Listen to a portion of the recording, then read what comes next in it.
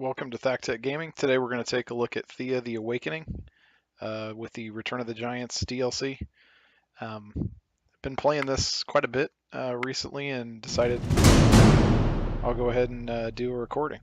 So the way that it works is you start out with a few randomly selected um, gods that are available to you, and you're playing as, it's kind of a weird thing because you're playing as the god, but not really because I don't know. It's kind of hard to explain.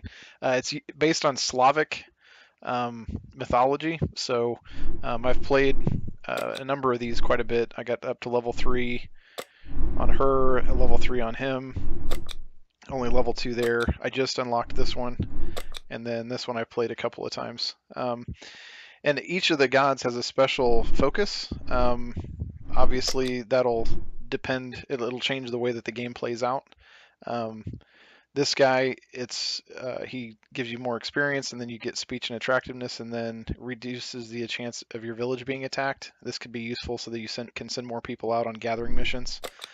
This guy's more of a sneaky type guy. But this one actually doesn't have as many benefits that I can see as being useful. Um, Gathering is always a bonus, always a good thing. This is definitely one that I like. And on this latest install, for some reason my save games got messed up or something, and so or maybe it was because I was playing it before it was released because I did back this on Kickstarter. Um, but I started out and got this one like up to level 3 or 4, and then after the reset, it kind of backed off a little bit. I've been playing this one recently, which is research speed. Um, but this other stuff, folklore and animal kinship, hasn't been as helpful, so I'm not super impressed. This one was actually kind of nice because it's gathering and research are both sped up, and then you also get will, intelligence, and +3 health is a big deal. And then this one I'm not quite as worried about, but this also sounds kind of cool as far as starting off with advanced equipment, because equipment can make a huge difference in your characters. So for now, I think I'm going to go ahead and I really like the gathering thing, but I'm going to go ahead and see if I can level her up and see what that ends up, what level 4 ends up being. Like I said, this isn't as useful, but +3 health is a pretty big deal because a lot of your guys, your lower level guys, will only have like 6 health. So if +3, it's a 50% increase in health is a big deal. So I am going to go with warriors and normal difficulty, and we'll go from there. I'm not going to be reading in this playthrough, reading out loud, but if you want to, you can obviously pause and read the text. But there's the text in here is really well done. There are some typos that I've found, but just it's very different mythology than the stuff that I'm used to from hearing the Greco-Roman stuff. And there is some voice acting in here, and this little guy will talk, and the voices are kind of cool. But I'm not gonna be waiting for any sort of voiceover stuff. So if you want to read it, just feel free to pause at any time and read the text. But basically, um, this guy's telling me what I need to do. This is kind of a tutorial. It's useful. And I'm not gonna let him talk to me through that. If you want to watch some playthroughs that have all the text and everything described, I know AVAC and thakTECH have some playthroughs where they go through all the details and whatnot. But I'm gonna kind of gloss over that and just play through with some of the higher level characters. So anyway, you do get experience and research. Experience is used to level up your characters. You do not get to pick what you level up, so that's random, and that can kind of suck. And then the research is how you get new research abilities or whatever. So basically, the idea is that you have these different characters. You have parties. This party consists of a number of people. All these people are in this expedition, and they have various. You can filter down the items. These are the items that they have equipped. Um, if you uncheck that, you can see the stuff that hasn't been equipped. There's their food, then any of the stuff that's crafting stuff, and then the people. You can get rid of stuff if you want to or whatever, but we're not going to do that right now. This then is the city or the village, and you only have one village ever. You never have more than one village. So you're very limited in what you can do. You can't expand or anything like that. So you have to be very cognizant of the people that you have, and you have to be very careful. This game is totally unforgiving. It will kill you happily. So the way that I normally set this up is I move the party directly into the city, and then I join the city so that then I can set it up on my own. Um, the overview lets you know what your people are producing and what's available to collect. The nearby resources you can see on the map. We have leather here, we have vegetables, we have string, and we have exotic fruit. So our people, being inside the city, will be able to gather things in the production tab. So the production tab has these 3 sub-tabs that let you do various things. So if you click on gathering, it'll automatically sort the people that can gather to the very top. So we obviously want to get people gathering as quickly as possible. Unfortunately, it takes 108 gathering effort in order to pick something up. So this is actually a horrible start because exotic fruit is going to be very, very difficult for us to gather, whereas like vegetables or something would be very easy for us to gather. So um, I am actually going to I'm actually going to quit and do a different startup,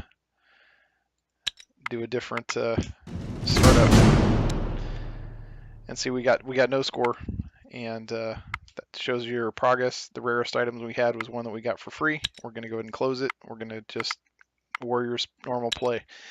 And the reason I'm restarting, and this is something that you should be aware of in this game, that a start like that where you have something that is very difficult for you to gather food wise is really, really rough. You will have a hard time getting anything going. And so like in that case, I'm not going to grind it out. I mean, you could do it because you could put everybody gathering the food until you get just enough food to be able to survive. Um, but it would take way too long. So let's see if we can do a little bit better this time. Okay, same thing. This button right here will show us the resources, and see now we have vegetables, we have straw, and we have wood, like right in our starting area. We also have bird meat out here, as well as herbs. That's a pretty decent start. And then we also have over here, it looks like dark wood, and then this is vines. So that's not a bad start. It's not amazing, but it's not bad. So we're going to go ahead and move our guys back in and put them back in the. And you can see that we have totally different people. It is random. Everything in this game is randomly generated as far as all the things you have, all the the armor and weapons and things like that. So what we're going to do, we're going to go back to production, and you'll notice we have tons of wood available we could be collecting from. But we're going to focus on vegetables, and you'll notice that it's going to still take me 3 turns to be able to get this, and that's because this guy has a 5, which means he can do 50 on his own. And then if I want to put a helper, I get half of the value, so I get an extra 2 from her. Wait a second, that's 5. Huh, I'm only getting half value from him. That's strange. Maybe they changed the calculations. Okay, well anyway, so we need it. We have 0 vegetables, so we have no food right now. So we're going to put all of our gathering folks on here, like every single one of them. And see, we still only have 45, which still means it's going to take 2 turns. So at that point, it doesn't make any sense to put any more people on that. So I'm going to pull that off and pull these down until I've got I still have 2 turns. See, right now I'm going to get a total of 60 after 2 turns, which means I'm going to have 6 left over. And here, this is still going to take me 3 turns to be able to do this. Let's see here. Yeah, that's 2 turns there. Okay, so that gets me 2 and 2. So that's not great, but it's better than nothing. Okay, so now I'm going to go to crafting, and I'm going to look and see. So these 2 people have crafting skill. Now, Lada I'm going to have her go ahead and do gathering, even though she can craft, because I need to get wood and I need to get vegetables going, because otherwise I'm going to be in bad shape. So let's go ahead and get some gathering tools, because we can. Gathering tools are by far the most important thing you can do. And what you're going to do is you're going to set up the primary and secondary materials. This is going to determine how effective the thing you're going to create is, and then the catalyst is meaningless. The only thing the catalyst does is allow this to be made. This doesn't have any impact on your results unless you have a smithy, and we can get into that later. So in this example, we can see that if I put this wicker and this leather, it's gonna take 136 effort, and then it's gonna I don't even know what that is. I think that's how many of them there are. And then this is how many research points we get, and then this is how much it's going to weigh, because encumbrance is a huge thing in this game. Okay, but it's going to result in a +3 gathering. So somebody that has a skill of 1 would go up to a skill of 4. So this is a huge deal. Having a gathering of 3 is really good. Um, if I put the string, I also would get a gathering of 3. And the reason that I would do that instead of the leather is because the string is cheaper, and it's worth less basically. I could, if I could get clay, this could get me a gathering of 4, but it weighs a whole lot more because obviously clay weighs more than string. So we're going to go ahead and confirm that. And then we're going to drag him on here, and then it's going to take him 5 turns to make me some gathering tools, which kind of sucks, but I really need to do it. So with that, we're going to move over to manage supplies. We're going to allow them to eat these. We're going to allow it to burn the regular wood. You do not want them to be burning these other things. And then we're going to allow them to consume whatever we can produce. Now, if you'll notice, we can only produce vegetables. So we really, long term, we're not going to want them to eat this meat, but right now that's what they have the most of, is that meat. So we're gonna leave that alone. You'll notice that if you have a bunch of different food varieties allowed, so if I check 2 of these, it will actually give them 1 extra health. But we don't, for people back in the main camp, we normally don't care about that unless we can see somebody's going to attack us. It's really nice to get 5 variety because you get +1 move, and if you can get up to 10 variety, you get an extra +1 move, which makes a huge difference in the ability to go out and search. Okay, but that said, what we're going to do is we're going to go ahead and create a new expedition, and we're going to find the people that haven't been selected to do things. So most of them are going to be our warriors. You'll notice that this has a um, little cross that means medic. These are all the warriors, so we're just going to drag them into the expedition. Now you'll notice this one down at the bottom, when I hover over here, she has 2 gathering. So I'm going to leave her behind because she can actually help get us kickstarted with the gathering piece. So I'm only going to take these 4 warriors, which kind of sucks. Okay. Now, if I click over to this other stuff, I can move these items into the Expedition 1 slot. And then if I go down here, Expedition 1, I can say, okay, I want Expedition 1 to have, say, 20 meat, and I'm just going to give them 1, 2, 3, 4, 5 wood. So that's not very much. But then I'm going to do a create expedition. It's going to say you've not added any food. I'm going to say continue. Now, when I click on this, I can go back over here and do manage supplies. Click on Expedition 1, tell them they can eat the food and use the wood, and then that's going to solve the little problems down here. If you ever see any little icons down here, it's warning you that you're in a little bit of trouble. Okay, so now you can see that there's a little chest up there. So we're going to go ahead and see if we can't head up that way and search for it. And you'll notice that there's another chest, and then there's this other. Anytime you see little skulls, 1 skull is not very dangerous. Like 5 skulls is like you're totally gonna die. Yeah. So anyway, once I get to the space where the chest was, there's this option here that allows me to search the location. So I'm going to do that, and I have to fight. Now, this is one of the things that's very, very different about this game in comparison to most of the other games I've seen. It involves a card game for combat, and the different skills that your characters have work differently in the different challenges. So there's combat that can happen in a bunch of different ways. You can do a straight up fight, you can do a tactics challenge, you can do a physical challenge, you can do a sickness challenge, all kinds of different stuff. So right now this is just a regular fighting challenge. So you'll notice that we have 2 cards in our offensive hand and 2 cards in our tactical hand. These cards are the ones that are able to fight right away. These, you have to wait until after the first phase of combat in order for them to attack. Or you can use one of these abilities in order to make it work. In this case, because they're all pretty much equivalent, I'm just going to go ahead and keep in play. And the idea here is that you have, this is how much health you have out of your total max. This is the amount of damage you're going to do, and then this tells you what type it is, and then this is how much shielding you have. So in this example, this guy only has 2 hit points. He's going to do 4 damage to me, and he has this ability called poison, which means that it doubles the damage. So in other words, that this poison damage, he's going to do a total of 6 damage, but he would do a total of 8 damage if he's attacking someone that's already hurt. Okay, now if I play this character will have has 10 shielding. Notice that there's no shielding here. That means that the bat is going to have to do 10 points of damage before he can even start touching my health. So it's really nice to have guys with a lot of shielding in your party. Okay, and obviously shields provide shielding, swords provide shielding because you can parry and whatnot. So those are kind of important most of the time.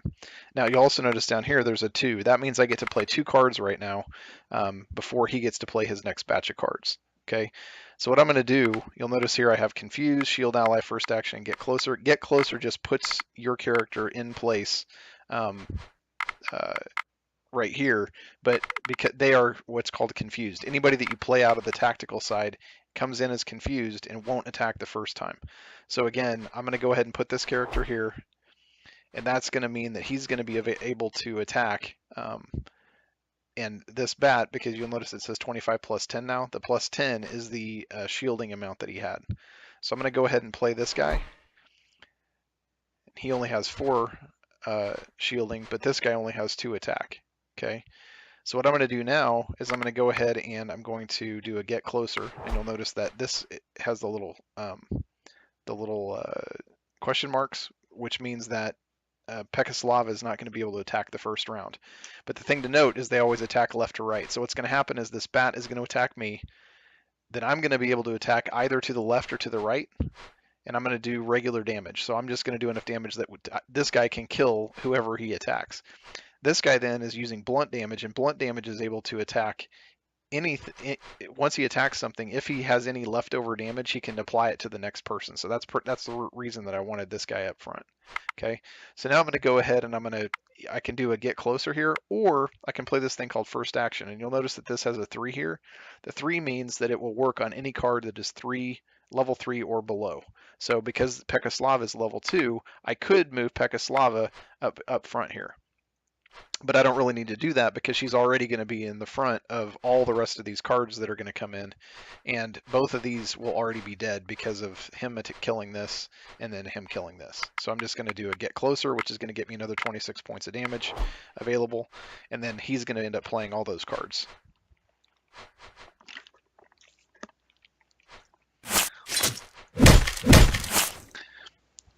So now it's in phase 2, and all these guys get to just attack all those cards, and it's no big deal. Okay. Now, once you win, you get a bunch of stuff. Now, this right here is the best thing I could have gotten. Sandstone is one of the building materials that you really need, so that's really important to do or to get. And then the rest of this stuff is just like food and whatnot. This is kind of important for armor and stuff, but the rest of it's just kind of meh. But this is really awesome. And then you can notice that she received 2 wounds because some of the damage got through the shielding and through her armor. So she has 2 hit points less than normal. Sometimes you'll see like a little hash mark or something on the character portrait, and that means that the person is gravely wounded and may die. Right now, just because she's got a minor wound, she's not going to die. So now all we have to do is take this stuff and leave. We get 2 experience for that battle, and we get 1 research point, and we still have 3 experience points before we level, and we need 10 research points before we get the next level of research. But that's a good place to put a cut, and we'll do that and see you next time. Thanks for watching.